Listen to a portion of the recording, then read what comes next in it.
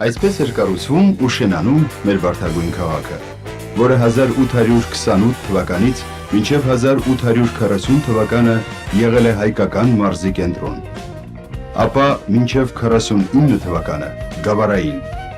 1849 թվականից մինչև սոցիալիստական մեծ հեղափոխությունը եղել է նահանգային կենտրոն,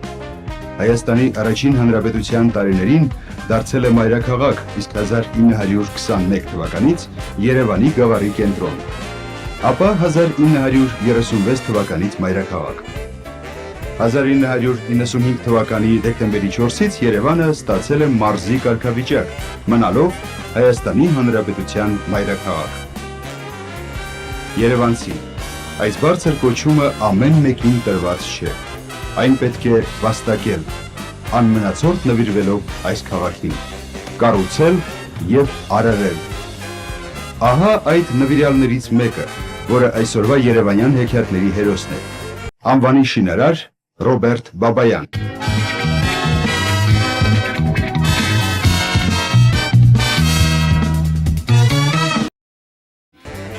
Ծնվել է Երևանում, սովորել է Աղայանի անվան դպրոցում, ապա Գյուղատնտեսական ինստիտուտի հիդրոմելիորացիայի ֆակուլտետում։ 1959 թվականին սկսվել է նրա աշխատանքային գործունեությունը Հայ արտշին տրեստում, ուր 21 տարում վարպետից դարձել է շինվարչության պետ։ 1980 թվականից 10 տարի աշխատել է Երևանի Սովետականի շրջանային խորհրդի գործադիր կոմիտեի նախագահի տեղակալ, բարեկարգման և կանաչապատման վարչության պետ։ 1990 թվականին նշանակվել է Երևանի ռետինատեխնիկական իրերի գործարանի փոխտնօրեն, ապա 1995-ին վերադարձել է նախկինում Սովետականի շրջխորհուրդ, իսկ այսօր Նոր Նորքի թաղապետարան, որպես շենքերի և շինությունների շահագործում պետական Փակ բաժնետիրական ընկերության գործադիր տնօրեն։ Իր աշխատանքային գործունեության ընթացքում մասնակցել և ղեկավարել է մի շարք շենքերի և շինությունների կառույցներ, Պրոկտոլոգիայի ինստիտուտի, Երևանի ներքին գործերի վարչության, Կոշիկի Նաիրի ֆաբրիկայի, Հրակեմ կենտկոմի, լամպերի և շամպայն գինների գործարանների շենքերը և ելի մի շարք շինություններ կանգուն են առ այսօր։ Մեր հանդիպումը տեղի ունեցավ Անի Պլազա հոթելի 13-րդ հարկի պատշգամբում, և ինչպես միշտ առաջին ավանդական հարցը, ինչ տեղ է զբաղեցնում ձեր կյանքում Անի հյուրանոցը և Սայաթ Նովայի պողոտան։ Յուրաքանչյուր երևանցու, այդ թվում նաև ինձ համար թանկ է և Անի հյուրանոցը և այս փողոցը, ես հիշում եմ այստեղ, երբ որ սկսեցին վարդեր տնկել և թվում էր մարդկանց, թե այդ վարդերը չեն մնա, կտանեն և այլն, բայց կյանքը ցույց տվեց, որ հետո սկսեցին ծառեր տնկել, կեռասի ծառեր, նորություն էր ոնց որ, նույնը մեզ մոտ խորհրդային շրջանում են տարիներին ռայկոմի քարտուղարը Պավել Սաֆյանը սկսեց պտղատու ծառեր դնել, սկզբում տանում էին այդ ծառերը, բայց նա ասենց էր մեկնաբանում, թող տանեն, ասում, ուր են տանում են իրանց բակում և այլն, թող դրվի այնտեղ, ոչ մի տարբերություն չկա։ Ուզում եմ ասել, եռուզեռ էր, քաղաքը կյանքով էր շնչում, ես հիշում եմ, որ մարդիկ այսպես էին ասում, եթե մի ամիս, երկու ամիս Երևանում չլիներ և գայիր, անպայման մեծ փոփոխություն կտա, ինչ-որ նոր կառույց, ինչ-որ նոր փողոց, ինչ-որ անցում և այլն, այս եռուզեռն է մնացել իմ հիշողության մեջ և ես շատ ուրախ կլինեի, եթե այդ եռուզեռը մի անգամ էլ տեսնեի։ Ծնվել եք Երևանում, քաղաքի որ մասում եք անցկացրել ձեր մանկությունը։ Ծնվել եմ Երևանում, Լենինի փողոցում, նեղ փողոց էր, շենքը տունը մինչև հիմա կա։ Հետագայում Ալավերդյանի։ Հետագայում Ալավերդյան էր, այո։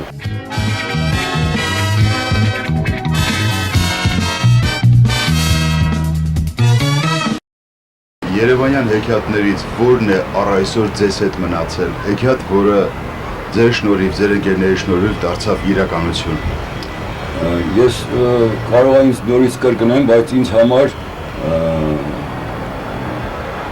Սաֆյանի գործունեությունը, աշխատանքը, նրա տիպարը ինքը իսկապես հեքիաթ էր, եւ զարմանում եք այդ մարդի մեջ այդքան աշխատասիրություն, այդքան կամք, խիստ էր պահանջկոտ, բայց պահանջկոտ էր նախ եւ առաջ իր նկատմամբ, եւ ծառեր էինք տնկում, գիտես կային, կարենք ամեն դառնան մոտ 100,000 ծառ, սա ահռելի թիվ է, եւ այդ ծառերից ահագին մաս չորանում էր, որտեղ չկար այդ ռոռոկման ջուր չունեինք ամենտեղ, բայց չէր հուսահատվում երբեք, ու ստիպում էր, որ ջուր չեղած տեղնել տնկենք ծառեր, եւ կյանքը ցույց տվեց, որ այդ ծառերի մեծ մասը մնաց, դարձավ անտառ, եւ ես հիշում եմ Սաֆյանից վերջերում մինչեւ իր մահանալը զանգ էին տվել իրան մեր բնակիչները Նորքից, թե ընկեր Սաֆյան, այդքան ծառ ես տնկել, հիմա կտրում են, ինչի՞ չես տերություն անում։ Աշխատասիրության օրինակ էր, մենք գործկոմի նախագահ ունեինք, Բլաժևա Լյուդմիլա Դիմիտրիևնա,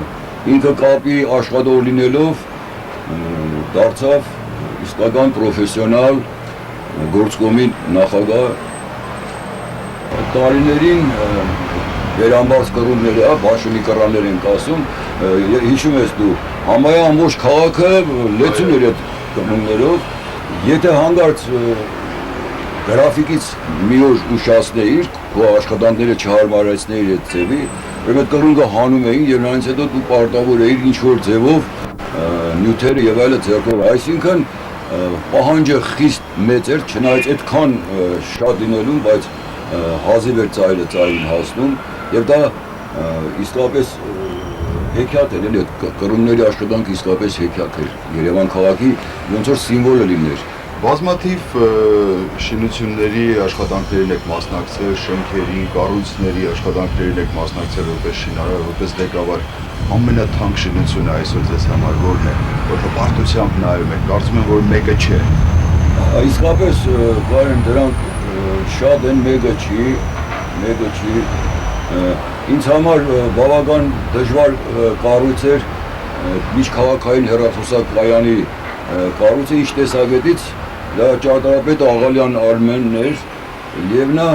այն ժամանակ ես իրան ասում եի երկաթ բետոնի դաժան բան է ստեղծել մեզ համար, երևի տեսել ես այդ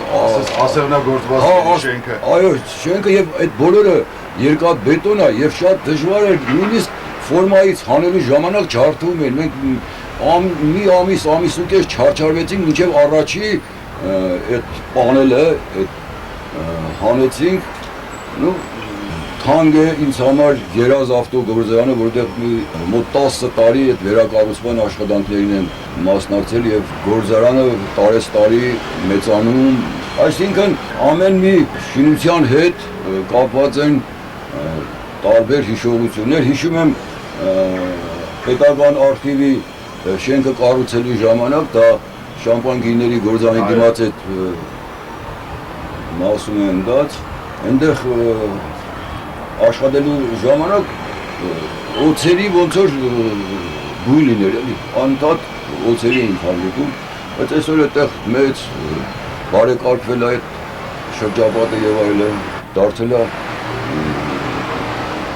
արխիվային վարչության հիմնական օթևանը, այսպես ասած։ Ես կավելացնեի գինու կոմբինատի շենքը։ Գինու կոմբինատի շենքը լավ հիշեցրեցիք, գինու կոմբինատի այդ պատերի, եթե նայել եք այդ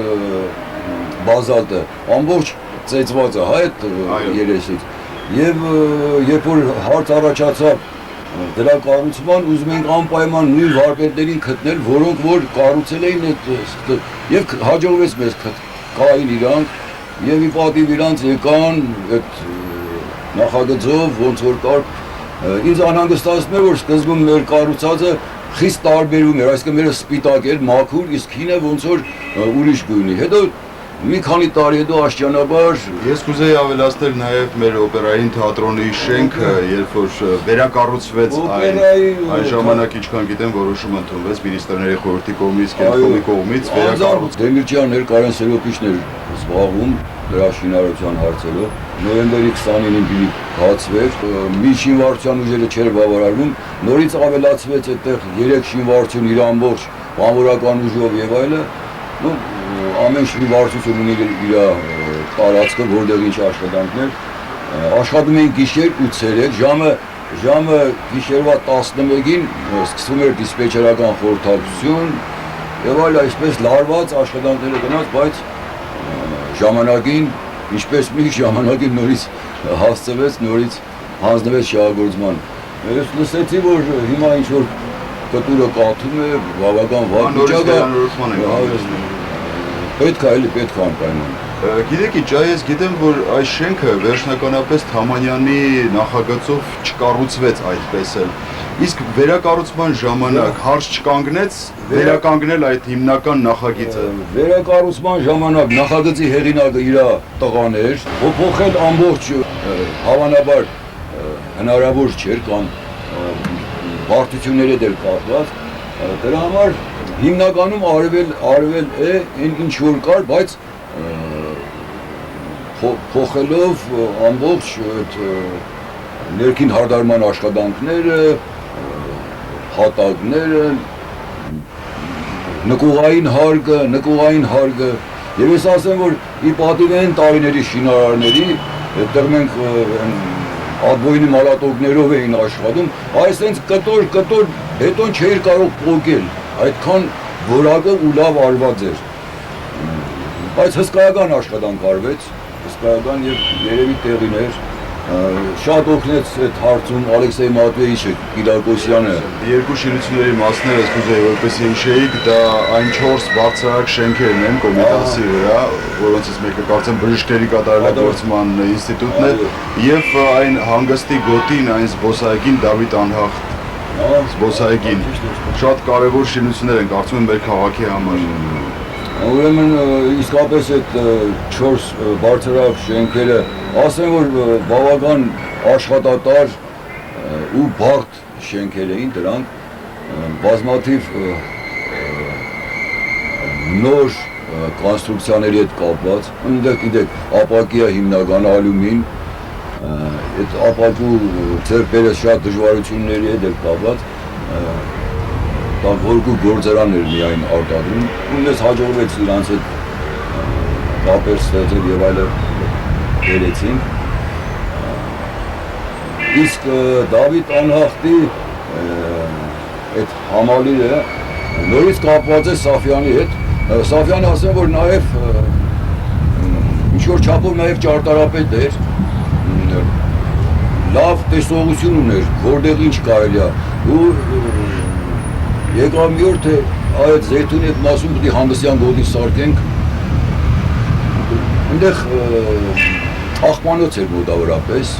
աշխատանքները Սաֆարյանի դիգի նախագծով ենք արել, բավական դժվարություններ կար այդ հոկտեմբերյանի տուշը, որտեղ այնտեղ քանդակներ պիտի անեին, հարկավոր էր խորություն ունենար քարը, եւ կարմիր տուֆ պիտի լիներ, այն վառ կարմիր է, անպայման վառ կարմիր է, մեծ դժվարությամբ այդտեղ հոկտեմբերյանի ռայկոմը տղաներ այնտեղից շատ օգնեցին, վերջը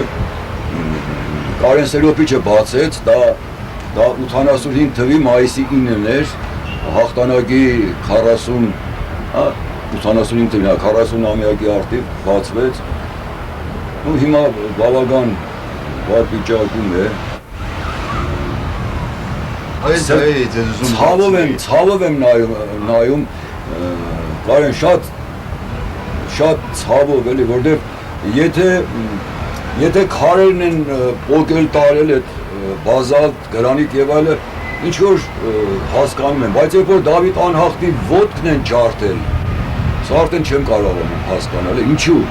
Եթե նա տանում է ինչ որ մի ուրիշ բան օգտագործի մի տեղ, սա ինչ որ ձևով հասկանում եմ, չնայած չպիտի արվի, բայց երբ որ բարբարոսաբար ոտն ես ջարդում արձանի, դա ինչը հաճույք, թե բարբարոսություն, թե վանդալիզմ, չեմ անում, ինչ անում տանելի, չգիտեմ։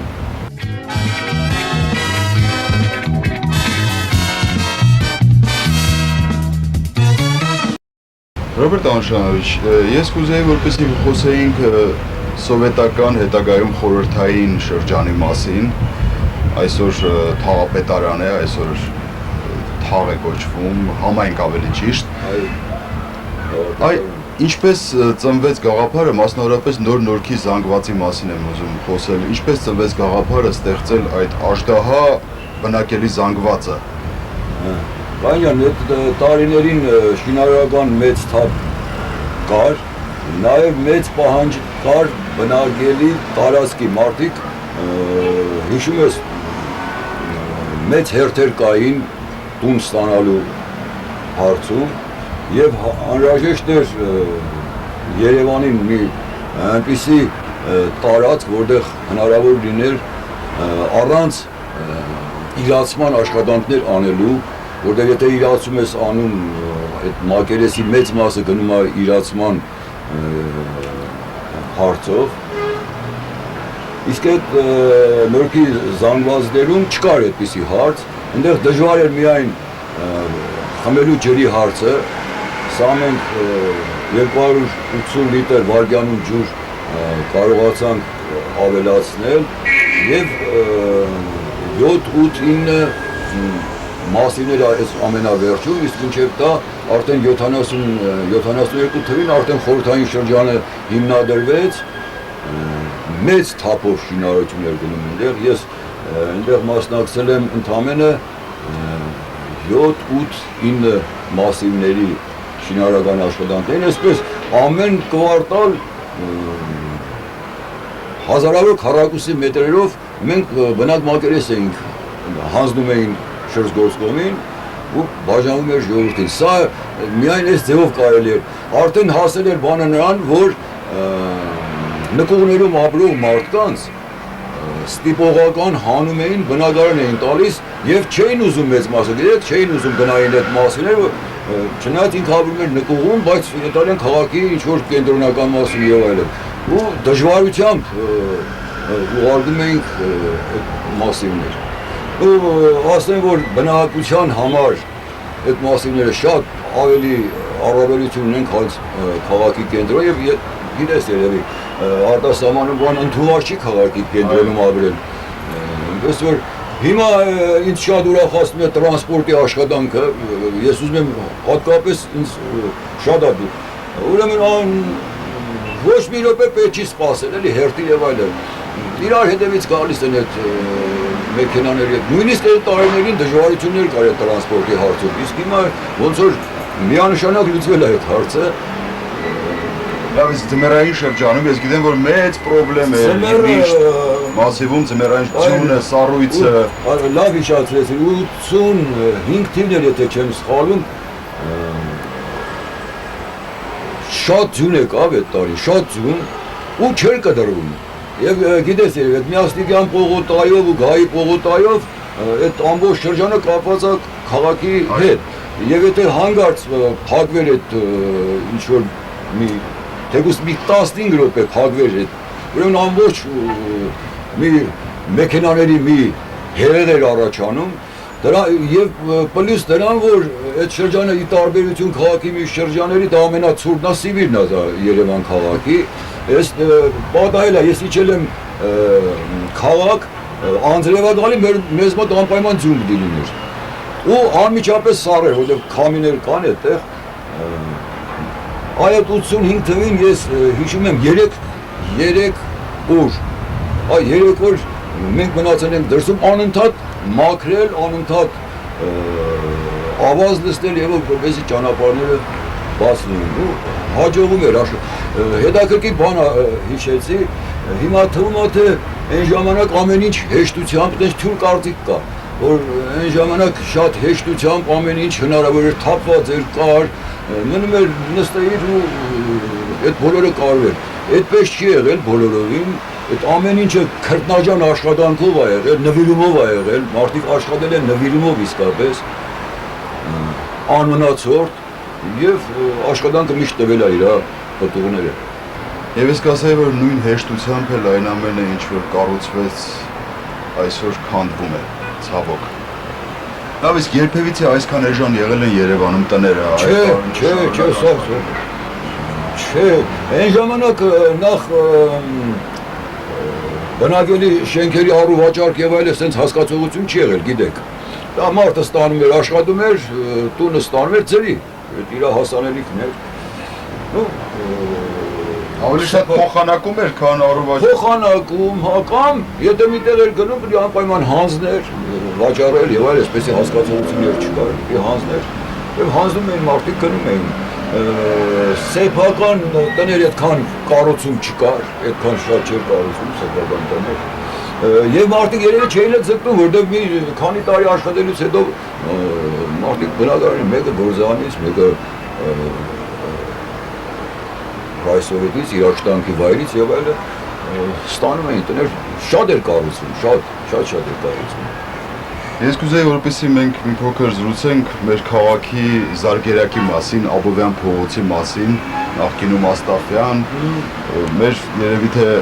ամենասիրված փողոցներից մեկն է, յուրաքանչյուր երևանցու եւ քաղաքի հյուր։ Այսօրվա տեսքը այս փողոցի ձեզ բավարարում է որպես շինարարի։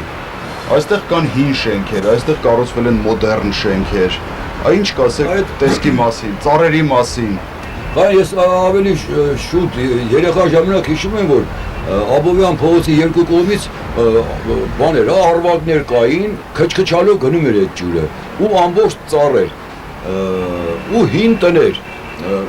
եւ եթե ուշադիր նայած լինես,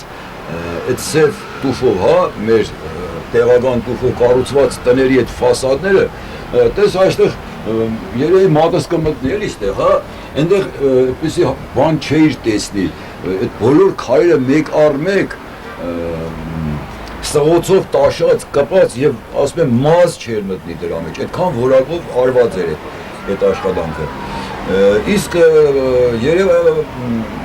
Աբովյան փողոցը մեր մանկության տանգոն ոնց որ լինի, այդտեղ են երևի երիտասարդությունը անընդհատ քայլել, հանգստացել ոնց որ եւ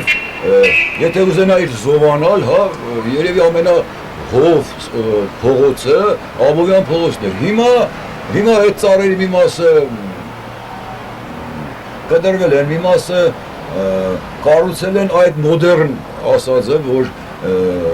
բոլորովին Աբովյան փողոցի հետ ոնց որ կապ չունեն, էլի ոնց որ դրսից բերես արհեստական ձևով մի բան դնես այդ փողոցի վրա։ Իմ կարծիքով, գոնե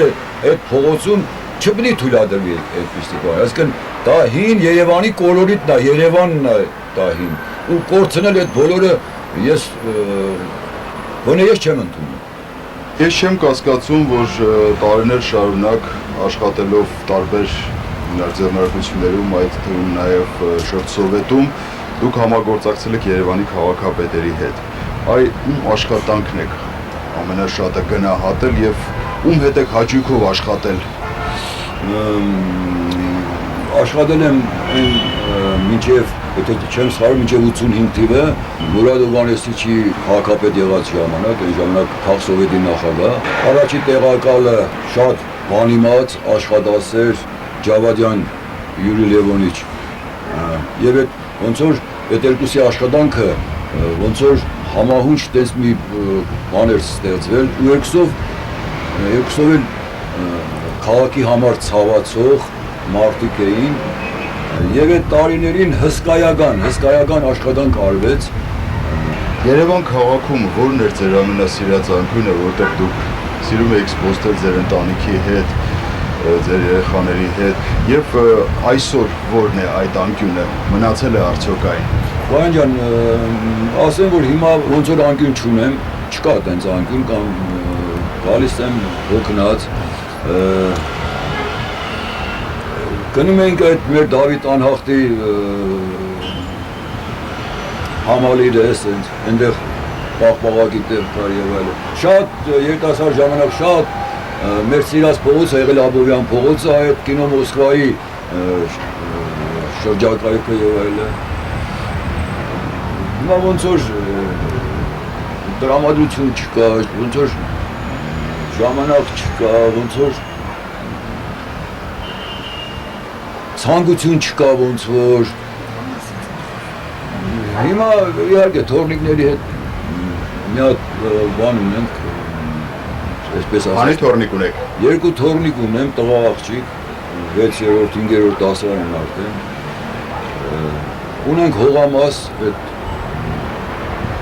Ձորախբուրից վերև։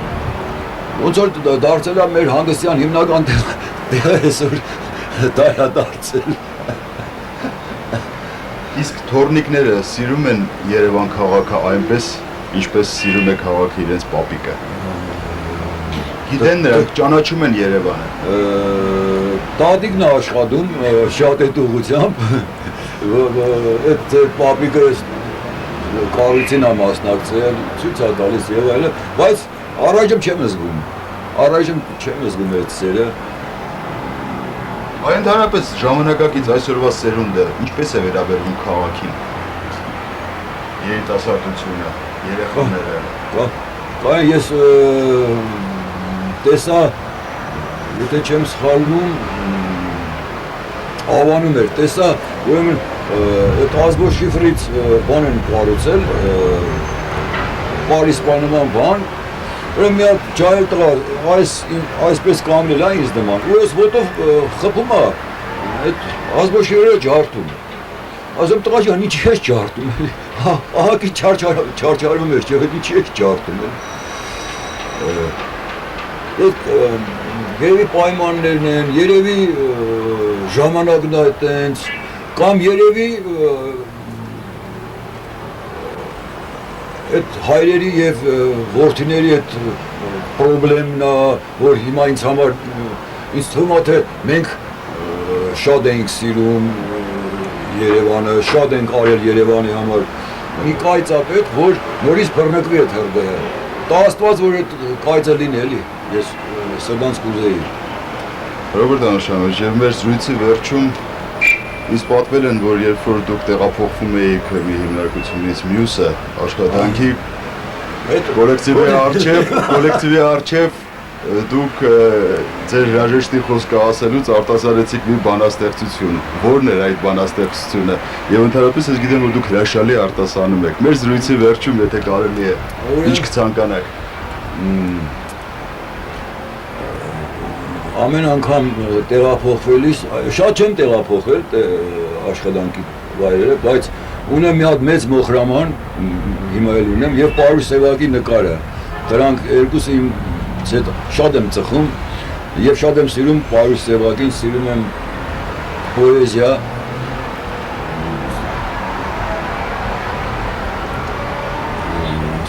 Ախր ես ինչպես վեր կենամ գնամ, ախր ես ինչպես ուրիշ տեղ մնամ, ախր ուրիշ տեղ հայրեններ չկան, ախր ուրիշ տեղ որով էլ չկա։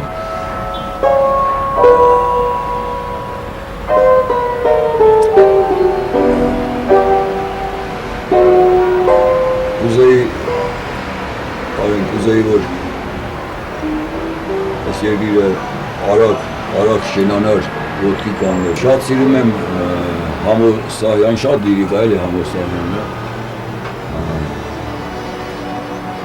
Ասում էր, ինձ ճանաչելը մի քիչ դժվար է, հասկացեք էլի, ես մի քիչ բարդ եմ։ Քարի պես, ինձ եմ հորի պես փխրում, ինչքան չլինի դեռ մի քիչ մարդ եմ։ Մերդ ոտից գլուխ զարդեր եմ հագնում, մերդ այնպես անշուտ, պարզ ու անզարդ եմ, մերդ քար ու քարակ, մերդ վայրի խոպան, մերդ կանանչ անտար ու ցանած արդ եմ, հավիտենության լծորդ եմ անդուր, բայց էլ կարճատև մի ակնթարթ եմ, օթորիկներ են եռում հատակից, թեև երեսից այսպես հանդարտ եմ։ Կյանքս ավարտելու վրա եմ արդեն, բայց ինքս ավարտ, դեռ անավարտ եմ։ Ինձ հասկանալը մի քիչ դժվար է, հասկացեք, թե ինչ արած, մարդ եմ։